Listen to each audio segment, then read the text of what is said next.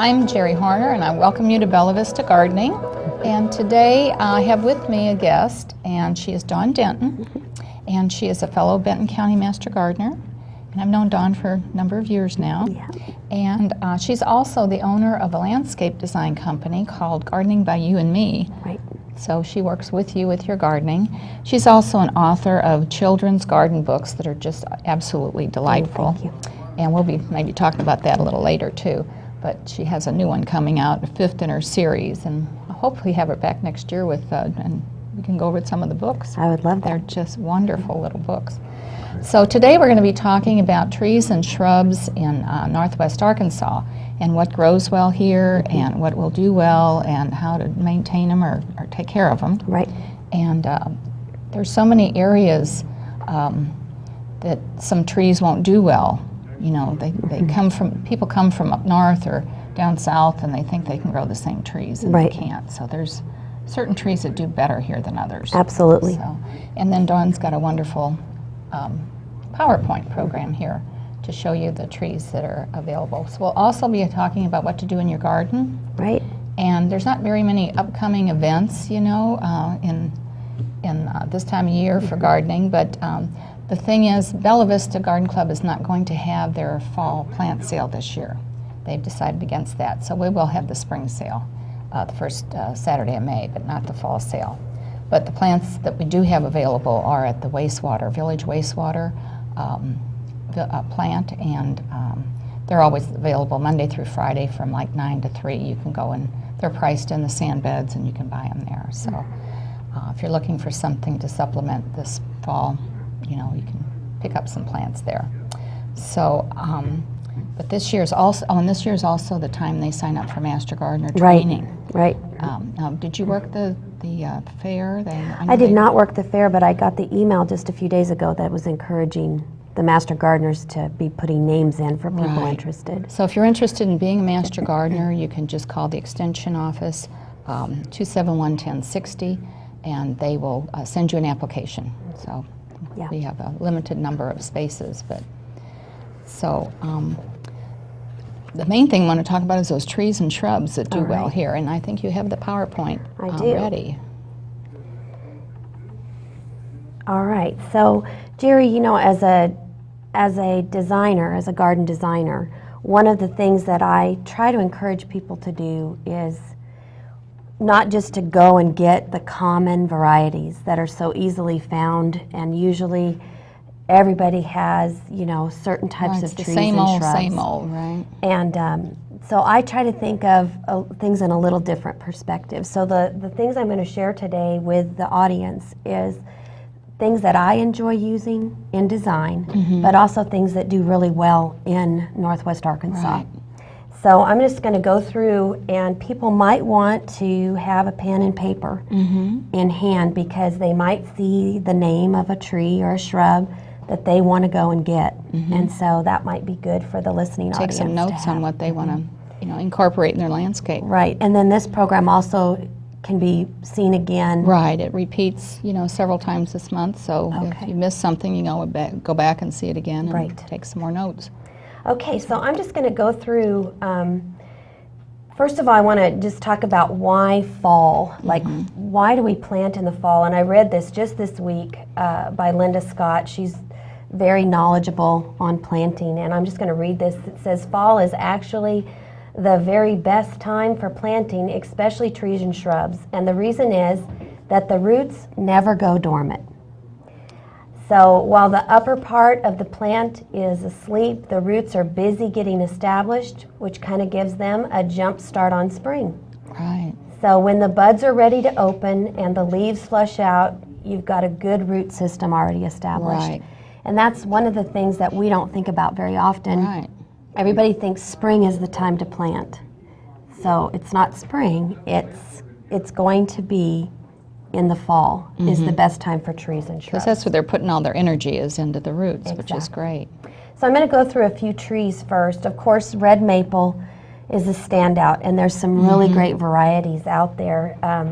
It has outstanding red color this time of the year. You'll start to see the tops of the trees starting to turn. Right, I've seen some turning already the first part of October. And I think after our little cold snap that's coming, we're going to see even a little bit more of that, more and more. The growth rate on these trees is usually about 12 to 15 inches a year. It's good for zones 3 to 9, which I consider us a 6B. I know some people say we're a 7A, but I believe there's micro pockets that are 7A, but there's also micro pockets that are 6B, and so we need to consider that. Right. So the main thing is, if you try a zone 7 plant, you're taking a chance. Right. Because we're not really zone 7. Right. So this tree does get big though. It gets 50 feet tall and about 40 feet wide. oh wow. Then there's the sugar maple, which is a brilliant yellow-orange, and it also has some red sometimes.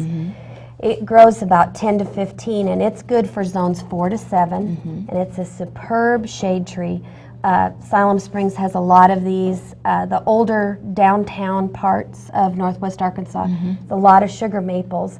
It's an elegant tree for shading your home, more so than the red maple. So if you want to really highlight the front of your home and you have space for something like this, sugar maple is good. And the fall color is just outstanding. Outstanding, how the bark looks black. And Now usually when you buy a sugar maple or a maple, isn't it best to buy it in the fall when you see the color? Yes. Because they're all different. You know, some Absolutely. can have a little more orange and some a little more yellow. And when you buy it in the fall, you know what you're going to see next Just fall. like azaleas. When azaleas are blooming, that's the time to buy them so you know what you're getting. What color you're getting, right.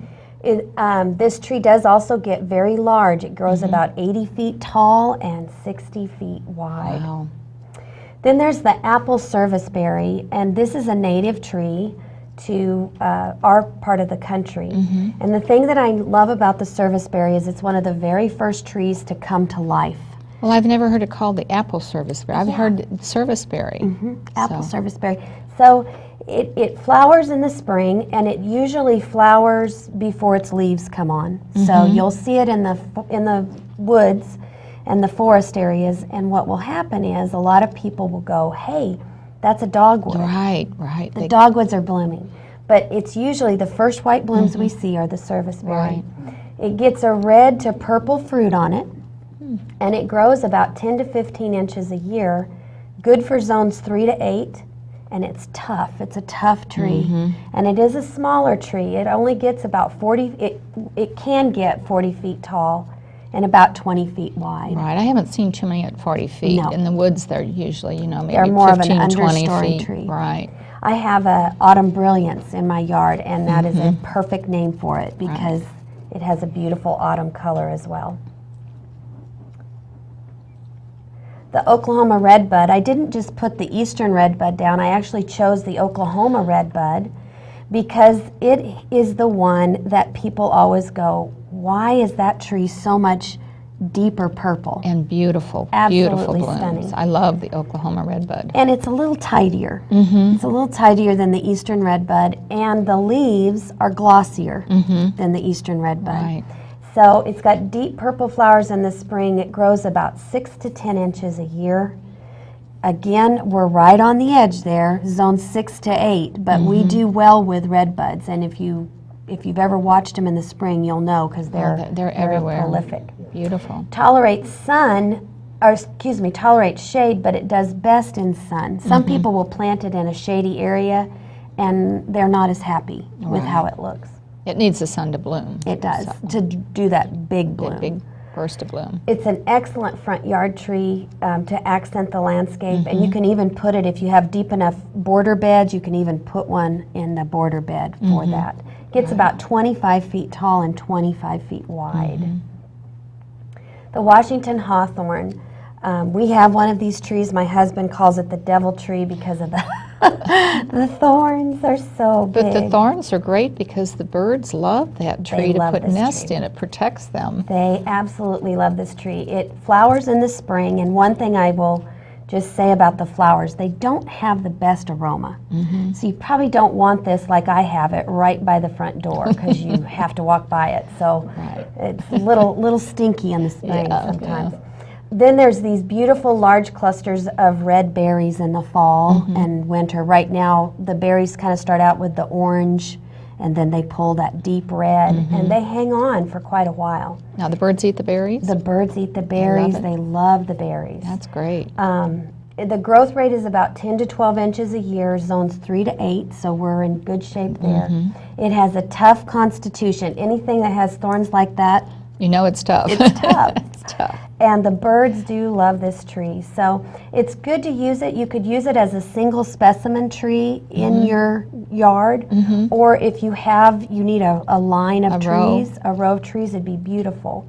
Grows about 20 feet tall, so give it its space, and about 18 wide. And I think that's one of the mistakes people do make. They put in a tree and they don't allow for that full growth, and then they have these trees that are clustered together and they're too close. So. If you could, I should have taken a picture of mine because mine was planted, no, I kid you not, 4 feet from the garage wall. So our tree has been pruned where it looks like it's half a tree.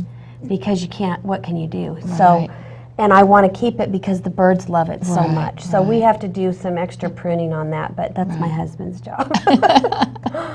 Then the white ash. Sometimes we don't think about the white ash because it's known as kind of a trash tree or an invasive tree, but they've actually got varieties out there now that are not so invasive. Okay, so they don't drop the seeds and don't. reseed. They don't. Oh, that's great. They're a sturdy shade tree. They have a beautiful red-purple fall color, which is really nice to contrast with all the reds and the oranges. Right, and the yellows. Yeah. It grows about 12 to 16 inches a year. It's good for our zones 4 to 9. And it tolerates a wide variety of soil and site conditions. So if you've got a site that's maybe you think it's a little too clay, or like in Bella Vista, you got so much rock. a lot of rock, and you don't think it's good soil. Or a wetter site, these do well. It really is a pretty great tree. They're not picky about their feet. But again, it gets very large, 80 to 100 feet tall. Really? Oh my. And 40 feet wide. But that's over a long period of time. That's full growth. That's, but if you look, it grows a foot a year. A foot a year. On the average, so.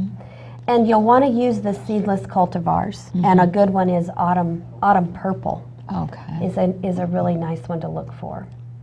And then this is a tree that a lot of people don't think about because a lot of us think about pines. We think of the native, the state tree, the loblolly. But I wanted to bring this one in because this is a great landscape tree. It's got a silvery blue-green, so it kind of, those of us that love that Colorado blue spruce look, and we all know Colorado blue spruce are sketchy in this area. Yeah, they don't do well sometimes. It's You're real lucky marginal. if they do well. So this does not get near as big as a Colorado blue spruce, but it's a beautiful tree. It grows about 6 to 10 inches a year, and it's good for our zone. If you are warmer, zone 7 is a marginal zone. Zone 8, you would not do well. It's too warm for there. It's best grown in a moist, well-drained soil, and it gets only 20 to 30 feet tall and 10 to 15 feet wide. So if you're looking for a nice, smaller landscape evergreen, this is a good choice. That's great. And it really is an outstanding tree. I like it a lot. All right, so now we're going to hit on a few shrubs when I listed the shrubs, I didn't necessarily list the trees. I tried to do native to North America. The shrubs, I kind of veered away from that a little bit, and I pulled in more the idea of attracting wildlife, whether you're attracting wildlife in the spring or the summer or the fall or even the winter, some of these. So the ones I'm going to go through, the first one is Rose Creek Abelia.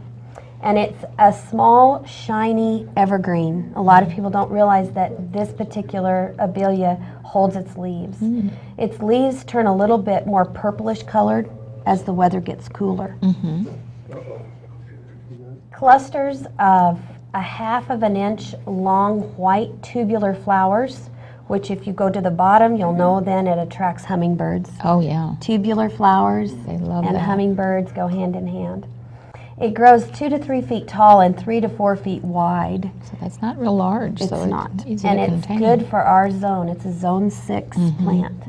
Looks great planted in masses. If you did a long sweep of those in your landscape, it would be really lovely. You'd be having your flowers in the summer. In the fall, you'd have a change of color in the winter, holding the leaves. And it's not a large shrub, so it's a nice choice. And it also attracts butterflies. The green velvet boxwood, a lot of people last winter saw their boxwoods get burned. Yeah, they really got nipped. Yeah. And so I wanted to talk about the green velvet, which, just a heads up, because this one does so well in the winter with the cooler temps, it's hard to find. There was a big shortage of them this year, and I waited almost 2.5 months for one of my clients to get theirs from the grower. Really? So don't think that you're going to go out and just find them everywhere. At the box store or something, yeah. I thought I saw them at the If box you store. see them and you want them, get them, because there really is a shortage of them. They're a hardy evergreen. They get about 3 by 3. They hold their winter color. You know how sometimes boxwoods will get almost that dingy green look? Yeah. This one stays this really nice emeraldy green through the winter. It's good to zone 5. Excellent plant for hedges. If you have a hedge area or something that you want to border, your garden that you want to border, really great choice. So this grows in like a ball shape. It So does. you don't have to trim That it. picture is exactly how it grows. You don't have to have your hedgers out. Oh, that's wonderful with the boxwood. It is.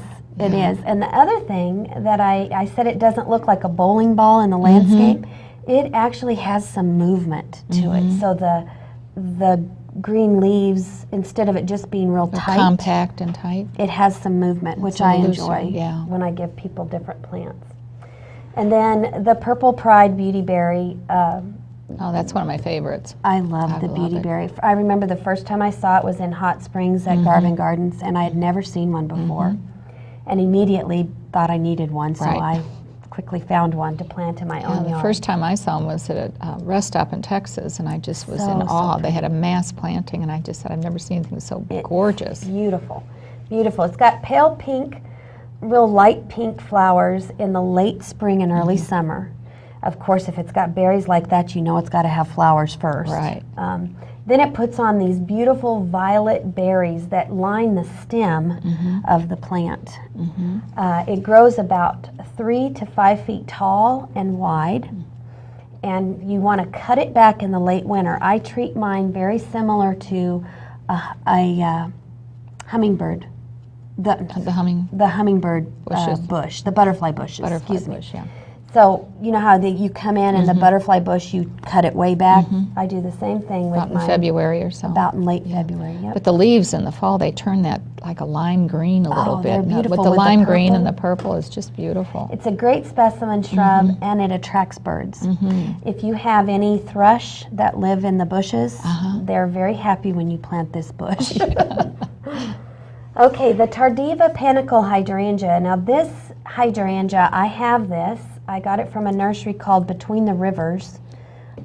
She's at the farmer's market in Fayetteville a lot. And I didn't know what I was getting when I got it. But it's stunning in the landscape. It's a vigorous, upright, rapid growing. All of those adjectives are perfect. Somewhat coarsely textured deciduous shrub, and it's native to China and Japan. Okay, so this Okay, isn't so a it's native or not- anything. It's not a native, but I'm going to tell you it's stellar. It's beautiful in the landscape. It can take full sun or part shade. It grows 8 to 12 feet tall and 7 to 10 feet wide, so it's a larger shrub. It blooms like that starting in July. When everything starts to look a little raggedy, this thing It starts putting on a show. it's a show off in July and August. Wow. And then the blooms turn kind of a light dusty pink in the fall, just kind of like the oak leaf does. Yeah. It's zones 3 to 8, and it can be trained into a small single trunk tree, but it's best grown if you leave it as a multi-stemmed shrub. But you do see sometimes people, They trim it's it not up and- PG, but it's in that Pinnaculo family. Family. Oh, that's hard to say. 16 Candles, Sweetspire. Have you ever seen this shrub? No, I haven't, but I have the Little Henry. Okay. The difference between Little Henry and this, Little Henry does more of a sprawl kind of. This one grows upright. Oh. And the blooms are amazing. They smell absolutely Oh, fantastic. and I know the butterflies love them. And Love them. They just love them. So they have a white fragrant bloom, and they bloom for about 4 to 6 weeks in the late spring going into early summer. The leaves are bright yellow in the fall, so they do give you a little bit of a fall show. Oh, my Little Henry is just gorgeous get in the red, fall. Oh, it reddish? looks like a burning bush. Yeah. It's just beautiful. So this one pulls to the yellow. Uh-huh. Okay, it gets 3 to 6 feet tall and wide. So it's not a huge shrub. It's a really nice, I've got mine under my crabapple tree, and I've got a chair sitting right there by it because when it's blooming, I want to smell it. Well, the Virginia Sweetspire can really big. Yes. That one you have to avoid if you want a smaller plant. Exactly, and it'll do that layering where you'll have more than what you realize Right. when you go to clean it up. Right. And it grows best, this one does best in morning sun and afternoon shade. So you want to give it some shade in the afternoon. Another one that I found a few years ago. Oh, I love the Ninebark. These are also at the Botanical Garden of the Ozarks if you want to see a really great specimen of those. This is the Diablo Ninebark, and it has deep reddish purple foliage on arching branches. So the form of it's not as big as a forsythia, but that arching branch of the forsythia, it's kind of like that. And it's a native. Ninebark is is a native. native, so that's wonderful. And the nice thing about this is that it gives you these beautiful, creamy flower clusters. So you get these bigger clusters of white flowers in the summer, and it gets 8 to 10 feet tall and 6 to 8 feet wide. Now mine kinda has large. not gotten that big. Right. Mine has stayed right about 6 by 6, but it's a great shrub. Grows best in part sun, all the way down to zone 2. This plant can Oh, be that grown. can take a lot of cold. of cold. A lot of cold. And it makes a great specimen plant, or like they've done at the Botanical Garden in masses. It's really, really beautiful. Magic Carpet Spirea. Okay, everybody's pretty familiar with the Princess Spirea. And quite a few people are familiar with Gold Mound Right, Spirea. I have both of those. Well, this one is the creme de la creme, as they would say. It's from England. It's a smaller, more uniform growth. Okay, so it doesn't get all that sprawly look Don't to have to it. trim as much. This is how it grows. Oh, you don't have to trim it at all. You don't trim it at all. Oh, that's wonderful. It gets about 2 feet tall and 2 feet wide. All the way down to zone 4, you can grow this plant. It grows well in the full sun if it's watered. If you don't water, if you're one of those people that you forget to water, don't put it in the full sun. Give it some afternoon shade. Okay. The cool thing is, the reason I started using it is it's resistant to those mildews that the spirea can get And then that leaf spot. and the leaf spot. Yeah. So this one I've had it 6 years in my garden now, and I love it. Well, I love the fact that you test a lot of these plants before you recommend them to your I do. clients. I do. So I you have really a- know what they're going to A do. demo garden is what I call it, because I want to know, I don't want to just give people something and then 2 years in after I've planted it, I go, oh, I wish I wouldn't have designed with that. Right. So I do try to see it before I give it to somebody. And I want to know how to tell them to take care of it. Right. That's So wonderful. the summer snowflake double file viburnum. Now this one is really an interesting plant. I have it again. Oh, I have it too. And you know what you can't find is you can't find how big it gets. Well, it depends where you put it. Exactly. So you start looking on the internet and you go, well, I wonder how big this is going to get. You start looking in your order catalogs and nobody says the size because exactly, it depends on where you put it. That's right. If it's happy, it could get 12 feet tall and about 5 feet wide. Right. If it's not so happy, you're going to have about a 6 foot tall by 2 to 3 foot wide shrub. And one thing I'm getting ready to do to mine is I'm going to limb it up where it looks like a small tree, multi-stem tree. It's wanting to do that anyway. It's pulling, like there's not a lot of leaves at the I bottom. don't have a whole lot of growth at the bottom. Yeah, but so I I'm do going to go leave it ahead as a bush. and limb it up and see what it looks like just as a small tree. So it's got lovely white flowers that bloom almost constantly all summer. And that's true, wouldn't you say that's Right, true? the spring, it's just a beautiful, blooms, but then And that's really what it looks like, Yeah. those blooms. they're beautiful. Reddish fruit in the fall. It can be pruned into a small tree form. That's what I said I was going to try to do. Again, the sizes vary. It's all the way down to zone 5. Grows best in part shade, I would say. Give it a little bit of give it a little shade. shade. And it's a great specimen plant. Because it just, every once in a while, you just see a bloom on it all year long. Right. And if you want, one thing I've seen is where they've put them in groups of 3, and that's really attractive also. Yeah.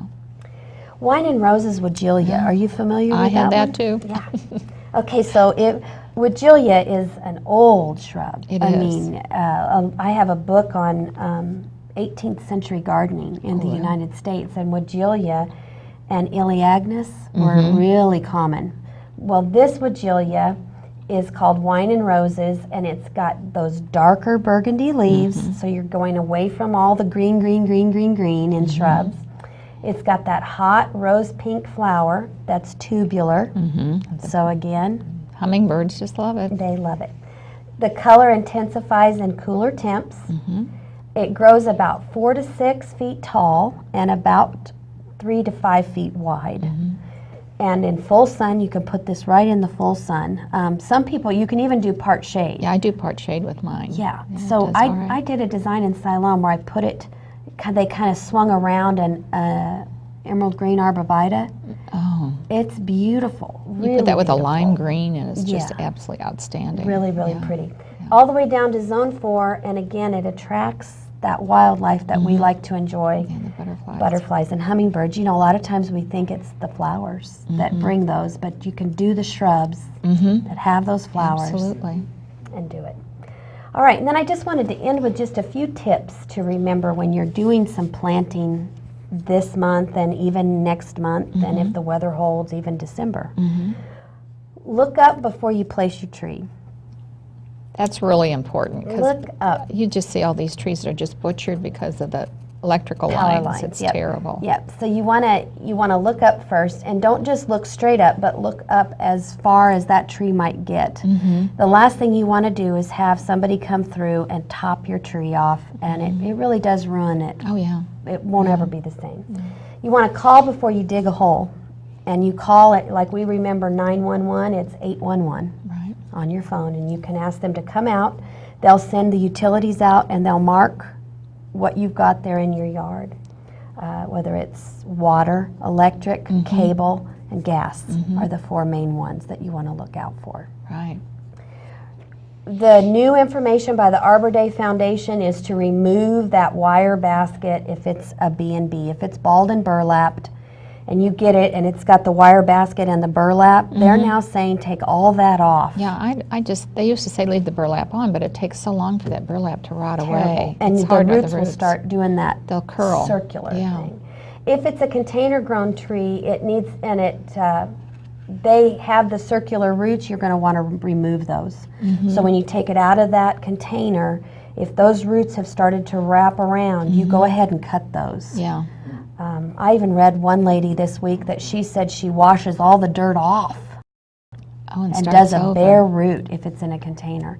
That's a little, I'll have to try that before I tell Yeah. people to do that. That's a little more work than most people want to go Well, through and it's a little also. scary too because I don't want to damage those main roots. Right. You know, so. And to get that the soil back into those crevices might take Exactly. some time. Yeah. Use a root stimulator when you plant, and the directions are on that Right. bottle. There's a B1 that's a good root stimulator Yes. with a B1 vitamin, I guess. And then if you do have maples, they do need to be wrapped in the winter. They have a thinner bark, and what will happen is you'll get that in February, or sometimes they've even seen it in January. You get it like a 50 or 60 degree day, and you're like, wow, it's pretty nice out. And the sap starts to go up in those trees. And then, bam, you get a cold snap, and that snap, it freezes that sap and busts the side of that. So you want to That's wrap the southwest Yes. effect. Right. Yeah. Right. So you want, that's, you know, the north isn't as bad. It's that southern and western exposure. In the Start winter, looking yeah. at the maples and you'll see a lot of them, their bark is Split. has on the split north on and that side. southwest side, yeah. So you just use that clear or that white wrap that goes It's a, around like a white wrap, or you can even use like a heavy felt material sometimes and wrap it. And you know, people go, oh, it looks bad. Well, what looks worse? Yeah. That The wrapped damage. for a couple of months, or your bark busted out on the side there. To stake or not to stake, that's the question. There's a lot of conflicting things out there. I have actually chosen to not stake so that the roots get a little stronger. And then this is what I tell people when they're planting their own. Plant it high and it won't die. Plant it low and it won't grow. I see. If you get that hole that you're planting in too deep, and the tree, you've got the ground and then it kind of sinks down, that tree and shrub are going to suffer and more than likely die and have a shorter life expectancy. What you want is you want the ground to go like this, and when it gets to your plant, you want it to go up a little bit. Because when you mulch around it, you want to leave a little space between the tree and the mulch. Yes. And that gives you that little elevation where you can, you know, keep that mulch away from the tree bark. Absolutely. So, well, that's a great program. I'm telling you, there's just so much to learn about planting trees and shrubs and what works here and what doesn't. And I said, I know that you test a lot of things in your own garden first before you recommend them. So I don't know if too many landscape designers do that or have the capability to do that, but it's a wonderful option. It was a good way for me to expand my gardens, but it also was helping my business, so it really works well. Yeah. Well, I thank you so much. And you have to remember, this is the time to plant trees and shrubs, and this is, you know, October, November. The trees are dormant, and they're going to put that energy into the roots, so this is a great time to plant. It really is. Perfect. And other things we have to do in our garden besides planting. So Well, we've got our annuals and herbs, and they're winding down kind of, unless you're going to do cool season annuals like your pansies. But you're gonna want to. I'm going to try something this year, Jerry. I'm going to cut some of my basil and bring it in and put it in water. They say that it'll put just the little hair roots it out. sends roots out right away. And then keep using it through the winter to cook with. Right. What does it need? A sunny window? I had mine just on the counter in the kitchen, And but, it did but all that was right? for a short period of time. Maybe for a longer period of time, you might have to have a sunny window. Okay. That would be a good idea. Yeah. I haven't tried it like a long term, but Well, I have.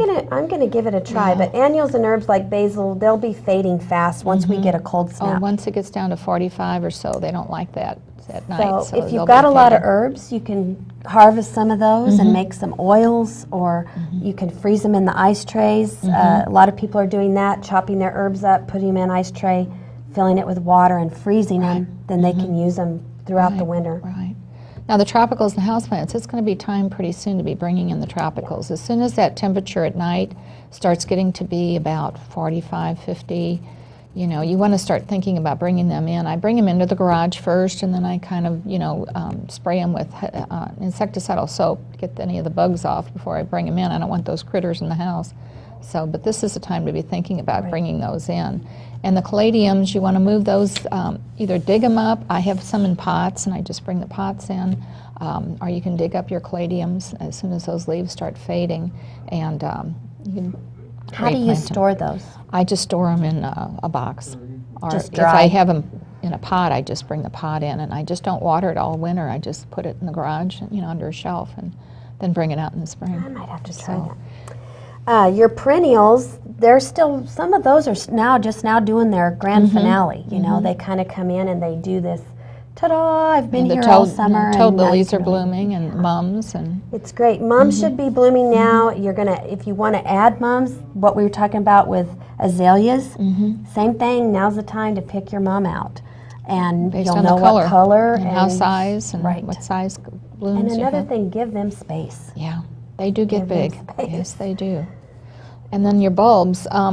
This is the time to do the iris and the bulbs, and there's, you know, buku number of bulbs in the box stores now. And we just had a program last month about different things to plant with bulbs in the season. So look for something different, and you want to start planting your lilies, you know, at the end of October. and divide your iris. So When you divide your iris, do you cut them back? yes, I do. So you come in and we cut them back and then dig them? Right. Okay. And sometimes they even cut some of those longer roots off the bottom. Yeah. And they only need, a small amount of root for iris. So I just trim those roots. They're easier to plant than having all those thin little Siberian roots. iris right now are kind of laying all over the place. Cut those back also? Good. Yeah, I cut those back too. So roses, if you've got your roses, any roses, whether it's knockout or the smaller ones or the hybrid teas, you're going to stop deadheading those now and go ahead and let them set a rose hip, which is just the seed of the rose. And if new growth is encouraged, if you keep trimming them and cutting them, the blooms, just keeps telling them to make more, and then the freeze comes and it's, You've damages your ruined roots. them. Well, yeah. And if they're tall and they might get caught in those winter winds that we had like last year, those terrible winter winds, if the canes are too tall, you're going to want to cut those to about 3 feet tall so that they don't get whipped around. And they don't rock in the soil then. Right. And then the lawns, you got to apply your fall pre-emergent herbicides and to curl the winter weeds. Your pre-emergents are, you have to get those down so the lawns don't have weeds, so many weeds next year. Right. And you want to keep those leaves off the lawn, because if you just leave the leaves pile up on the lawn, it's going to kill your grass. Right. Before it goes dormant. So get the leaves off, chop them up, and get them in your garden, and then just keep them about 2 inches. Keep the lawn, cut about 2 inches over the winter. My fescue will keep on growing, it seems like. There's been times where I thought I should call the person that mows our yard even in like November and say, could you come and cut it the again. cut the fescue. And then vegetables, enjoy the end of your harvest. Plant garlic now for next Oh yeah, I have year's to plant harvest. garlic in October. Yeah, That's the it's time now's to the plant it. time. And then if you're going to add any organic matter, compost, now's the time to do that, and just kind of amend it into your beds, and your plants will be happy when spring they'll begins. Yes, they will. So if you have any other gardening questions, you can check with, I think October is the last month for the hotline for the Master Gardeners. And you can call them at 271-1060 Monday, Wednesday, or Friday from 9 to 12 and 1 to 4. And then you can speak to a Master Gardener and they'll answer your questions. I know we're getting less and less calls because now people are just going on to the websites and just Googling their problem, and they're getting their problem answered a lot of times on the website. But if you can't find an answer to your question, this is really a great source. They will find the answer. And they have a website, and it's bentoncountygardening.org. And it's just filled with information too. And then the Bella Vista Garden Club also has their website. We've revamped it, so now it's a lot easier to use, and we've got a lot of information on our website. So bellavistagardening.com and bellavistagardenclub.com. And then the October meeting of the Garden Club will be Wednesday, October 22nd, 11 o'clock at the United Lutheran Church. And the presentation will be Steve Kreichel's presentation, Introduction to Hobbs State Park Conservation Area. And it's a wonderful area, so this is going to be a wonderful program. There's a lot of people that have never been there. I know, and guests are welcome to our meetings, so just if you can make it there, you'll get an introduction to Hobbs, and Hobbs is just a treasure. Yeah, it's great. We should utilize that way more. We than should. people do. It's a little distance to get there, but it's a good fall drive. It is, and this fall is going to be, I think, pretty nice because we had we're still 10 inches down on water, I think, on rain, but we did have some good rain in the spring. Yeah. So hopefully we'll have some good color. And but thank you, Joan, for joining us. Oh, and you're just welcome. Enjoyed all your information, and I know you really research all these plants before you My recommend them, and I love all the plants you suggest. I'm going to try some of these that you suggested. You won't be disappointed. Yeah. So, and then hopefully you'll come back with your children's books in I the would love to future, do and we'll that. talk about them. So, I would love to do anyway, hopefully you will join us again next month, and don't forget to stop and smell the roses.